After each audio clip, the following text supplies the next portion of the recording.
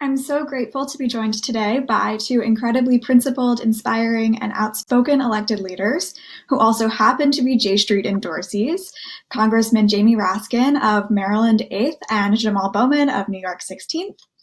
And as the president of J Street U, I've certainly seen students and young people across the country who've been inspired and energized by the work that you've both done during the incredible challenges of the past year. So I really want to thank you for joining us today for a discussion about the struggle for our democratic values and how we can all best work together in pursuit of our shared progressive goals. So as progressive leaders coming from communities that have both faced historical discrimination and are hated and targeted by today's far right, I'm wondering sort of how you think Jewish Americans, Black Americans, and all Americans who believe in democracy can stand together in a diverse coalition. How can we overcome attempts to divide us and pit us against each other, particularly on the issue of Israel-Palestine? So Congressman Bowman, do you want to start us off?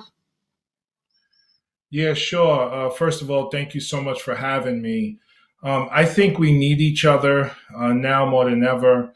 So many of us have suffered such tremendous loss over the past year, and we need to come together as much as possible in care, in community, in love, and in joy. The far right and many others continue to speak about the human race as if we are so different from each other, and they continue to sort of segregate us and silo us, and not speak about us as one human family. And for me, I mean, this is if was ever a time that we need collective healing, this is that time. And if there was ever a time that we need a collective humanity approach, this is that time. I mean, my belief is always centered on abundance that comes from learning and listening and engaging one another. And I think the more we learn about each other, the more we realize we're more the same than we are different. And that's with regard to Israel Palestine, but that's with regard to the Bronx and Yonkers and any community in this country where, there's been historical segregation and a historical focus on uplifting one community and one voice over another. And I just think in order to deal with this moment of just trauma, collective trauma, we need each other more than we've ever needed each other before. So I just look forward to the continued engagement, the continued listening and learning, where Palestinians are learning from the Jewish community, the Jewish community is learning from the Palestinian community, the American community is learning from both, and we're becoming a leader, a true leader on human rights and understanding sort of the moral and human obligation we have in this moment towards just helping each other in any way that we need to. That's my focus. That's what I think our district needs. And that's what I think the country and the world needs in this moment. Thank you so much, Congressman. Yeah. I'm moved by what Congressman Bowman just said. He speaks for me. I think that the young people of America are showing us the way to create meaningful coalitions and alliances across every kind of difference imaginable. Organized around values and principles. And, I'm just impressed by the way that the younger generations have really gotten so far beyond racism and homophobia and anti-Semitism and Islamophobia and you name it. I mean, these are generations that are showing us how people come together to solve practical problems, and just in the nick of time, because we have so many public health emergencies like COVID-19. We've got the overhanging nightmare of climate change, which requires us to mobilize together to confront this threat to human civilization. But it's definitely a race between these new generations and new ways of thinking that have emerged versus this kind of atavistic impulse to go back to all of these primitive ways of relating and the sorts of racism and anti-Semitism and extremism that were revived over the last 4 years and that exploded in our workplace on January 6th when there was an attempted coup, an attempted violent insurrection to overthrow the election and the democracy. So we're going to need, everybody's belief in strong democracy and the values of pluralism and multiculturalism to hang tough against this resurgent extremism and racism and white supremacy, which we have not remotely defeated yet. I mean, this is a continuing struggle. Yeah, so as we're coming out of an era where we were all firmly in opposition, right, to a far-right president, and moving into one where Democrats currently have majority control of the White House and Congress, I'm wondering, Congressman Raskin, what you might ask of progressive Jewish groups in the Biden era as they're planning their activism for the next few years, and Congressman Bowman, maybe how you would think we should be making sure that the intensity and energy of progressive engagement doesn't diminish. But we can maybe start with Congressman Raskin. Well, I mean, I want to say something paradoxical about this. I think we have to be maximally visionary in terms of the things that we're fighting for, but extremely pragmatic at the same time. In other words, we have to have very ambitious goals and very ambitious values and principles that we're articulating in a compelling way to move the whole society forward.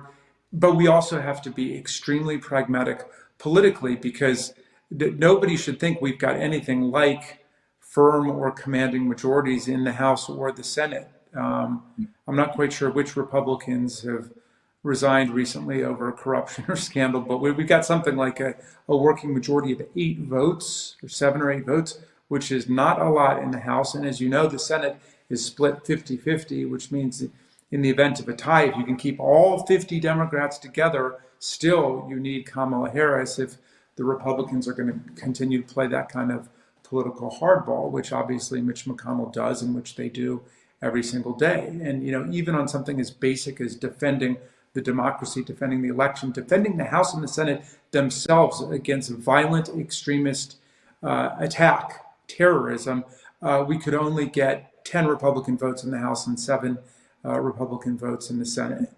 So that's just to say we got our work cut out for us. So it's not time for anybody to be sectarian or holier than thou or more PC than the other person. This is a time for us to get together to be as visionary as possible, but as pragmatic as possible in terms of keeping things together to move forward. And I'm very proud of what we've been able to do with the $1.9 trillion Rescue Act package. I mean, that's real shots in real people's arms, and it's kids going back to school under safe conditions, and it's jobs for people, it's money in the states and the counties and the localities. This is like the definitive answer to the neo-fascism that we've been struggling against, making democracy work for people. Is there any sort of specific directive that you might offer to the Jewish community in thinking about this kind of issue? I'm curious about that kind of piece of this. I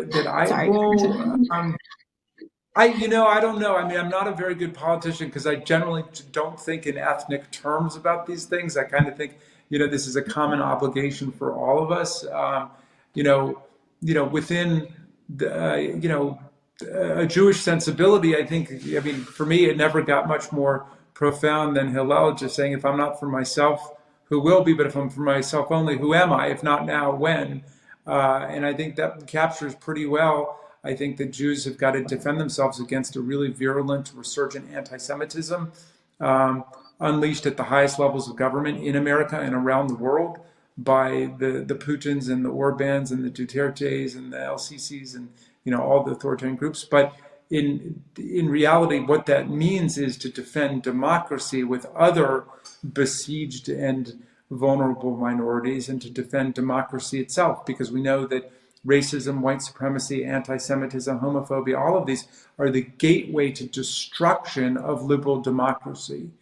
So I don't have anything more profound than that to say. Sorry about that, Yoni. I mean, seems pretty profound to me. I couldn't agree more myself. So, Congressman Bowman, do you want to jump in?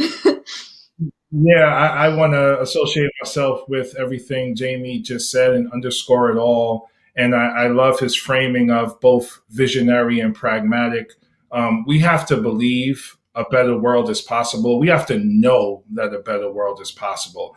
And I think one of the pragmatic ways of getting there is coming together with a shared focus, a shared mission, and collaboration across ethnic, racial, religious, economic backgrounds, and just across our differences. You know, there are political challenges within the Democratic Party, not even talking about trying to engage with our colleagues across the aisle.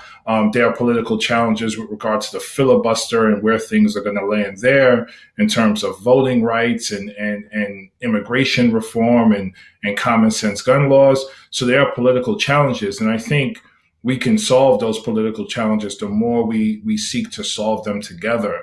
You know, I've been very sort of frustrated and saddened by, quite frankly, when I see communities that have been historically marginalized, like the Jewish community, like the African American community, like the Asian community, you know, fight amongst each other in terms of believing that, you know, I can't be black and speak in support of immigrant rights. So I can't be black and speak in support of Jewish rights. So I can't be Jewish and speak in support of Palestinian rights. You know, I think, going back to my initial answer, this is about human rights and this is about humanity.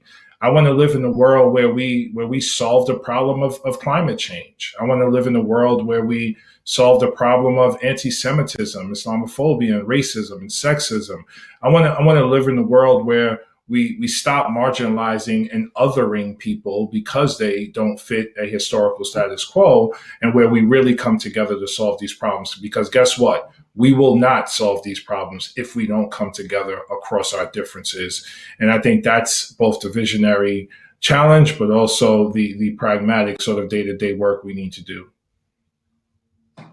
Yeah. So in a way, I feel like you've already spoken to my last question, but I'll ask it anyway, which is that, you know, you're both, of course, outspoken on domestic issues, right? But you've also shown that you care deeply about U.S. policy towards Israelis and Palestinians in the Middle East and the rest of the world.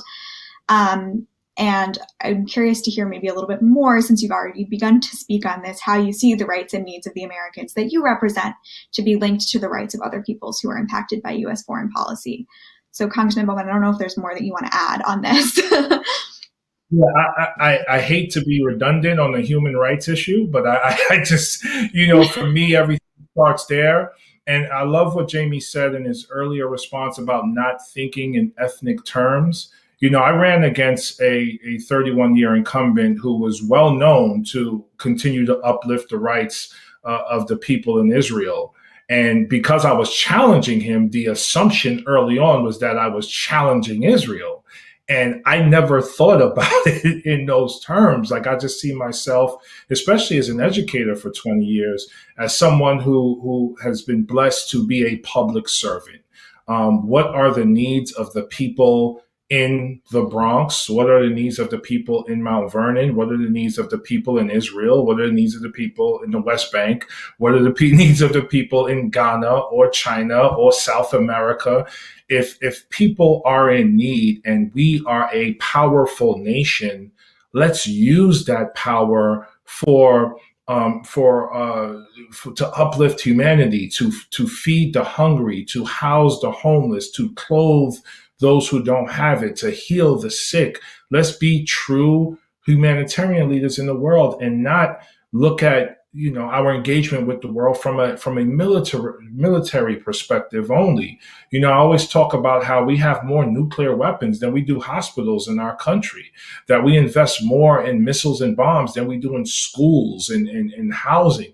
That's unacceptable. That can no longer be the case. And the people in my district understand that clearly. Why am I struggling to find affordable housing, but we just raised the military budget by X percentage? And I think it's that holistic, global perspective that will really create the world that we all know we want and that our children and grandchildren deserve. Congressman Raskin?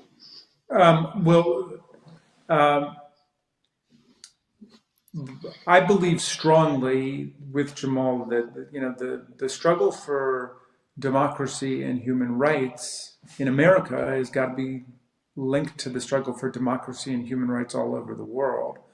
And to my mind, what that means is we need to find movements and projects that embody practical hope for moving things forward for people. That's especially the case in the Middle East, where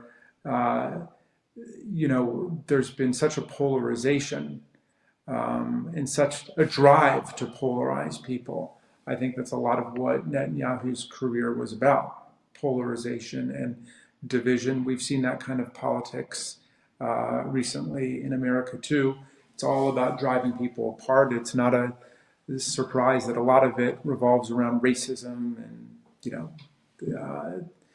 demonizing and vilifying people based on their religion and their ethnicity, but not exclusively, because it comes down to political party too. It comes to a certain kind of mindset which confuses a political party with like an authoritarian religious cult, where it's just us versus them. And either you're inside our group and you're willing to follow what our dear leader says, or you're not, or you're an enemy. And we've seen that happen to one of the world's great political parties. It has been turned into something like a religious cult. And I saw it, leading the impeachment managers when we went over to the Senate side.